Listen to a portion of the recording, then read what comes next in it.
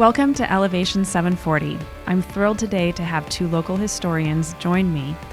First is Garry Bush, who is the owner-operator of Idaho History Tours, including a very famous ghost tour, and Stephen Branting, who is a celebrated local author and is the institutional historian for Elsie College. So welcome to both of you. Thank you for having me here. So we're going to talk today a little bit about a connection that we have with the Disney Foundation and the Disney family. Some people around know, some people don't. And it starts with a woman named Lillian Bounds. So can you tell me a little bit about who this person is, Lillian Bounds? Well, Lillian Bounds' Local Girl Makes Good to worldwide fame. And she was born in 1899, is that correct, Steve? Yes. 1899 in Spalding, and lived most of her young life at Lapwai, and went to Lapwai High School. And her father was called a pioneer because he had been in that area since the 1870s. He was a businessman, a blacksmith, and he was a federal marshal. And also, he was involved in the 1877 uprising with Chief Joseph. So the history goes way back, and he and his wife had 10 kids, and Lillian was the youngest one. She was the caboose. The baby. Yeah, The baby. And so all of her formative years and high school years were at Fort Lapwai High School. Interesting. And so what activities did she participate in then in high school? Well, we have photographs of her on the basketball team. And other than that, what else, Steve? Did you? That's all that's reported, because basketball teams were very small at the time. When they list them in the Lewiston Tribune or the Lewiston Teller, you'd see maybe 5, but they only played half court. Oh, okay. And so the girls' game was very slow. We'd have scores of 8-5. So it was a very boring game. But she was a star as a basketball player right from the start. There is one photograph of a team in 1915. She began playing as a sophomore, or freshman, excuse me. She was a freshman still officially. And she and her sister Hazel, who was a couple years older, was on the same team. Well, sounds fun. So the Bounds girls were carrying the load. So what then happened, and how did she, because I understand she then ended up in Lewiston, so what happened that brought her to Lewiston specifically? Well, her dad died. Her dad was sort of a pioneer out at Fort Lapwai. He was, they called him an Indian scout, and he was a blacksmith and really involved with 1877 and early on in the history of the reservations, and also he became a marshal, United States Marshal. So that means that had a lot of broad powers, and probably, I would assume, knew some of the Nimiipuu language. And so she came in, after high school, came into Lewiston, because her dad had passed away and her mom had moved into Lewiston. And most of the family was in Lenore, cul-de-sac. Clark had a brother in Clarkston, so they were... So they were all over the area. Just spread around the region. Right. So what did she do then when she came to Lewiston? Well, there's a little bit of a lacuna between her high school years and about 1920. We know she was here in 1920 living on Normal Hill on First Avenue. But then she enrolled in the Lewiston Business College, which is no longer in activity. It had 3 different sites in Lewiston, so you have to kind of know what year you are, which building you're in. But she studied there for a year and became a stenographer. And so that was the big skill at the time. Typewriters, you had them, but they're pretty expensive to have. Right. And so at that point, her sister Hazel had married and had moved to California. Now, this is where sometimes the story gets backwards a little bit, and I have to say that I am been the problem with it, because this is what I'd always heard. The story used to be that Hazel went down and got a job with Disney Studio, and she told Lillian, come on down, I've got a job for you. Well, it is true that the Sewells were in California, but it is not true that Hazel was working with Disney. She had her own job. She brought her down here and got her the job at Disney, but was not working there. Oh, so it wasn't Hazel that was working at Disney. She got the job. She got the job for yes. Lillian at Disney. And that brings up a whole thing, because Hazel Bounds Sewell, if you Google her, you're going to get a whole Wikipedia page on her. She was the head of the inking and coloring department at Disney for years. She worked was one of the heads on Snow White. This is a very famous woman at Disney. Was her sister Hazel, not Lillian. Interesting. Lillian married the boss. Hazel went up the corporate ladder. Interesting. So okay, so we have the sister who's in California, Mm-hmm. and then we have Lillian Bounds, who's still in Lewiston. Mm-hmm. She's pursuing her studies. Mm-hmm. But what kind of life did she have in Lewiston? What were the things she was interested in? Well, what might have brought... Mother was in sort of a large house that was divided into apartments on First. So Lillian would have walked down to the Lewiston Business College, which was located on Main Street. Mm-hmm. She would have walked down the steps that you see across from Pioneer Park. She would have walked down the steps and then walked down the 5th Street grade to go to those classes. And those classes, stenography, bookkeeping, typing, skills that were associated with the business world. And so she was on Main Street, and certainly we can, there's a high possibility that she was in and out of a lot of the shops that are still existing, or like the Liberty Theater and the Roxy Theater, because she was a young girl and enthralled with the modern media, which was movies, not talking movies, but movies and the entertainment downtown. So we can only really, how would a young girl want to look with the fashions and her hairstyle and everything else? And it shows up in her wedding photographs eventually when she does marry Walt Disney, because her hair looks exactly like movie stars in the 1920s, a bob, and the way she is standing in the photographs is typical Clara Bow over the shoulder look. So it's really interesting that probably her entertainment was our entertainment and the town's entertainment. So it sounds like she then was very much part of the culture of the 1920s and what was going on, and really felt attracted then to going to California and being part of that entertainment industry. Oh, sure, that was a draw. Her sister was down there. Sister come down, who wouldn't want to go to Hollywood? It was where the buzz. And remember, that was prior to talking movies. So she went down there, like Steve said, I think it was Hazel's friend that said they were looking for the small studio owned by two men, brothers. Then there was a job, and she got the job not in the skills that the business college had given to her here, but she got the job inking in backgrounds for a cartoonist. So when she got there, then it sounds like this was a very small operation. So we had Disney, and presumably then either his brother or somebody else, not very big staff. So what exactly then was she doing with this inking job? Well, the backgrounds, the artists would block in the outline of the background, so like a farmhouse or something like that. And the young ladies were skilled enough to take and ink in. Remember, this is not color, it's black and white at the time. So they'd ink in and block in the backgrounds, the tree, the leaves, and then the artist can come back in and detail it. So that was inking in the background. So it was semi-skilled.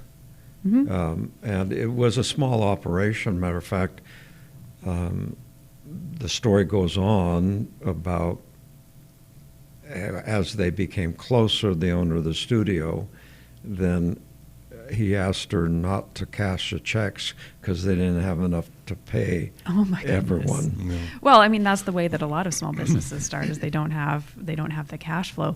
So what then? So she comes to Hollywood. She gets this inking job. then what happens next? Obviously, there's something that goes between her being at Disney to them getting married. So how did that courtship happen? Well, we only have the only have the reports of one of the daughters that said what her mother had relayed to her. And having a mother, I never know what my mother told me was exactly right, but I'll tell you the story. It would seem that Disney had purchased a new car and wanted to show it off. And he had very few girls in the studio, because we have one photograph inside the studio from about 1925, and it is no bigger than this room. It's very small, just tables, because it was all hand done. It was very meticulous work and very tedious work.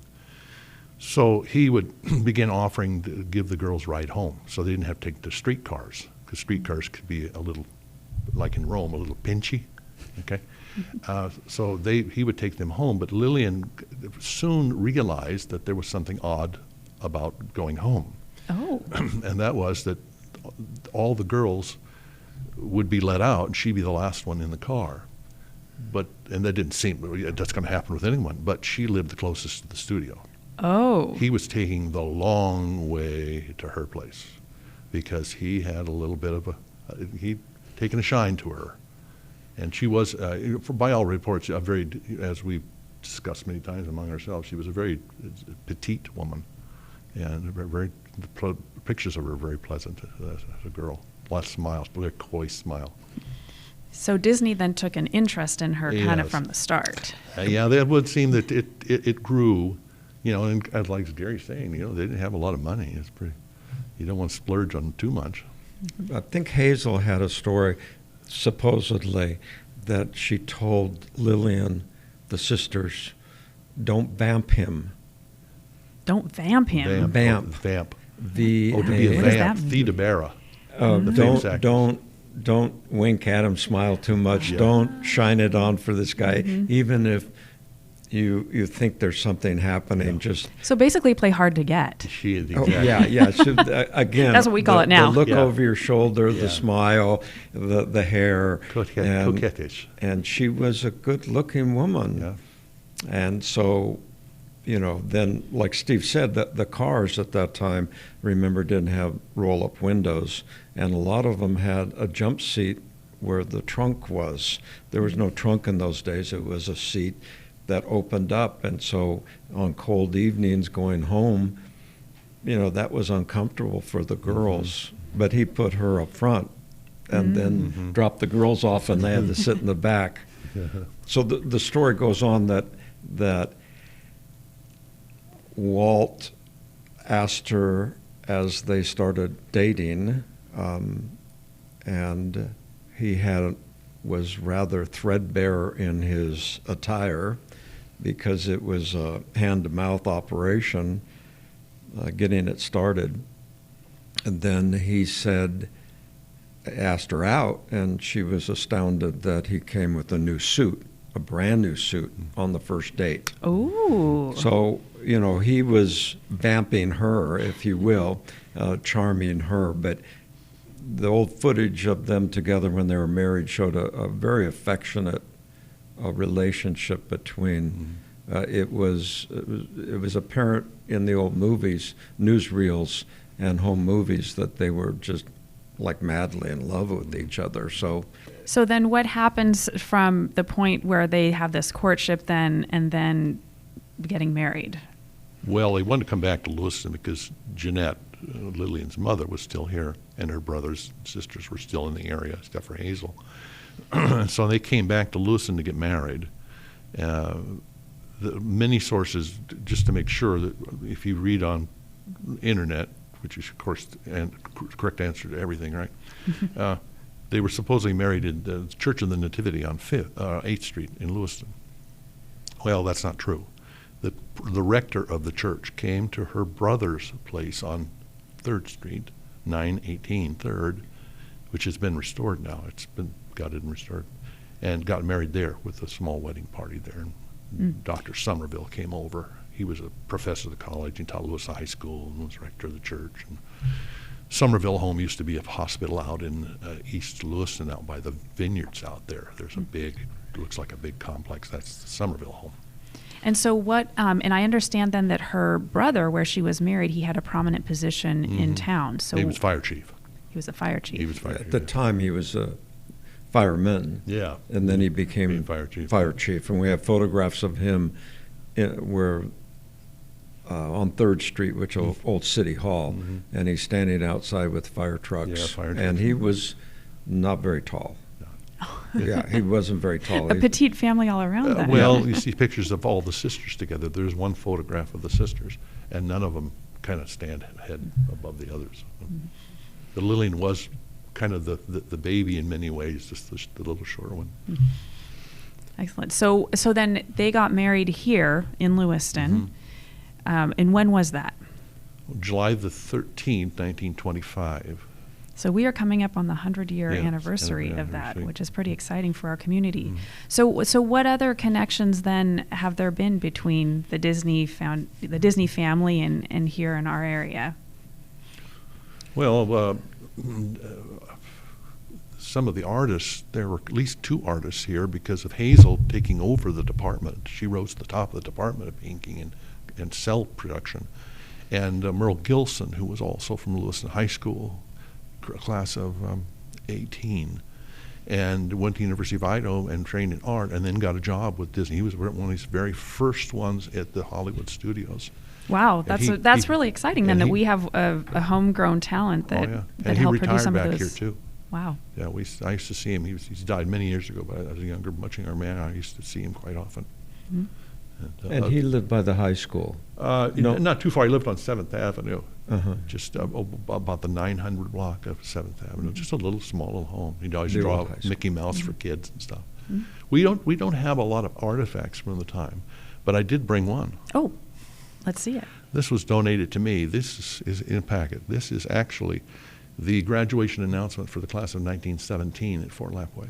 Wow. And it shows all of the graduates who she graduated with, and some pretty famous names in that class. The Bramers, and who were the Bramer office building here, all those.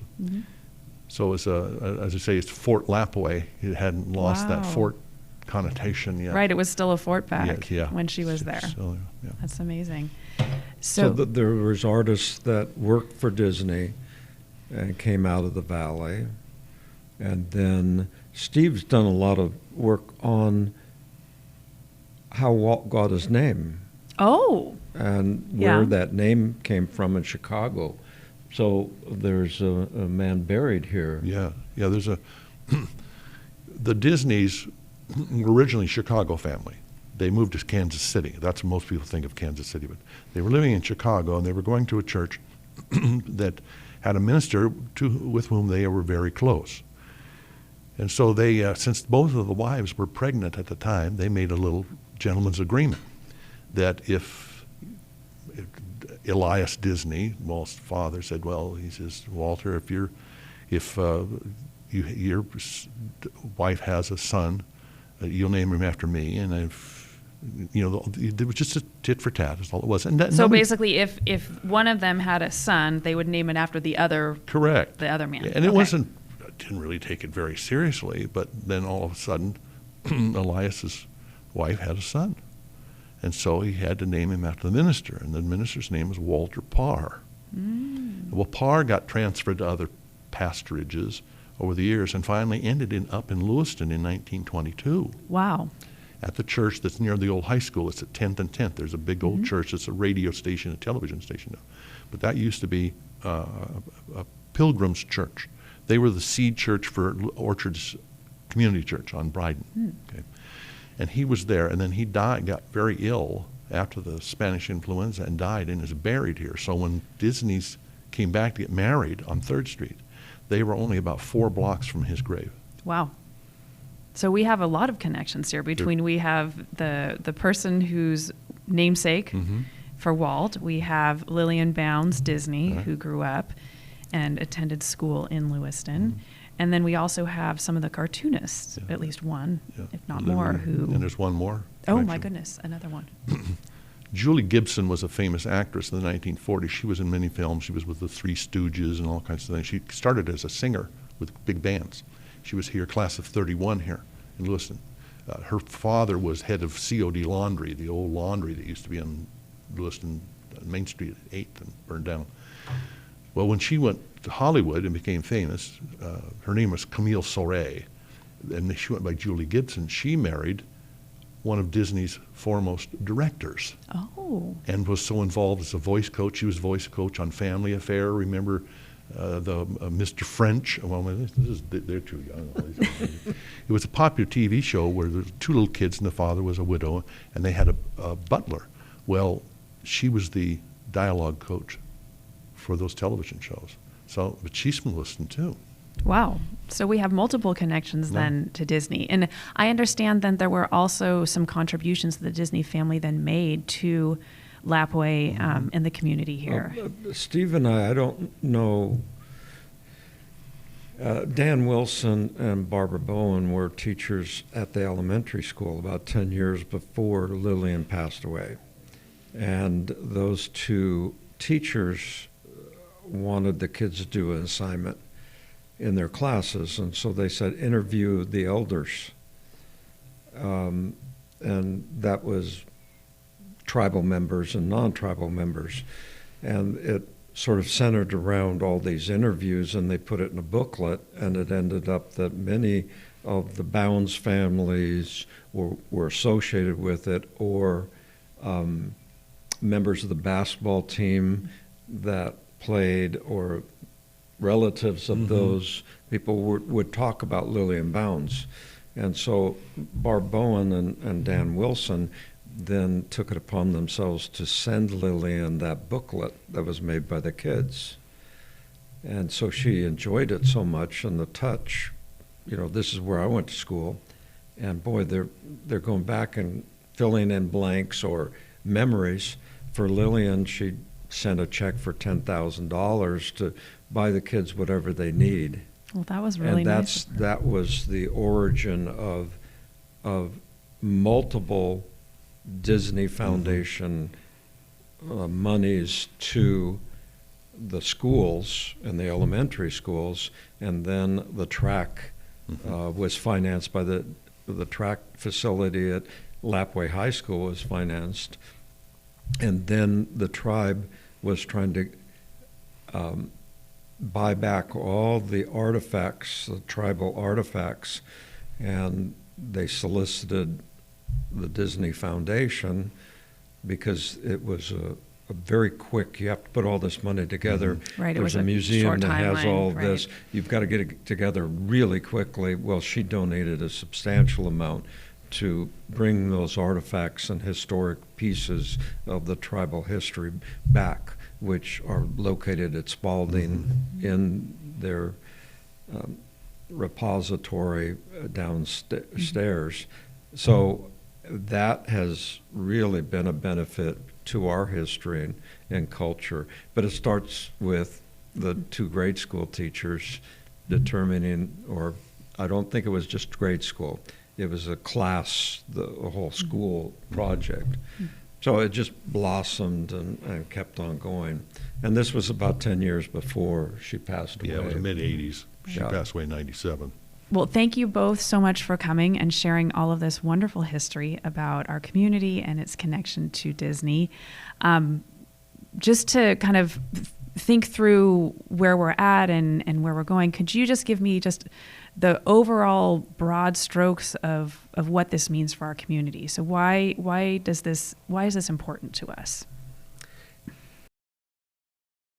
Well, the history of local girl makes good is always wonderful to think that we had somebody that's famous or somebody that made good.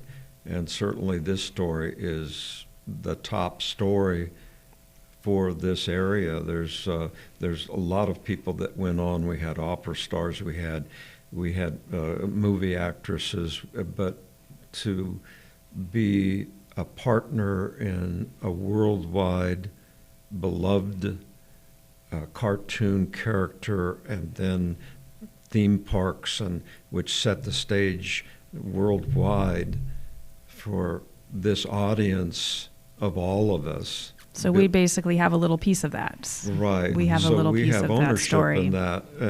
And as I do tours with people that come from all over the world on the cruise boats, 16,000 a year, and give the tours on tour buses, we stop at where Lillian and Walt Disney were married, and it's one of the most popular stories. They go, here in this little town, river town, this is where she came from, knowing the whole story. So people automatically identify with the Disney story, with Mickey Mouse, Minnie Mouse, and it's part of our culture. It really reinforces something that I learned from an old family here. Many people know that where the old children's home was, just north of the mall.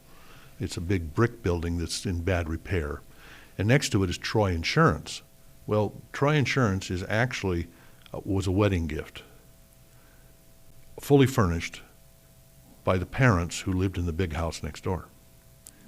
And the one who got the wedding gift was Harold Hurlbut. Now, the Hurlbuts were bankers here.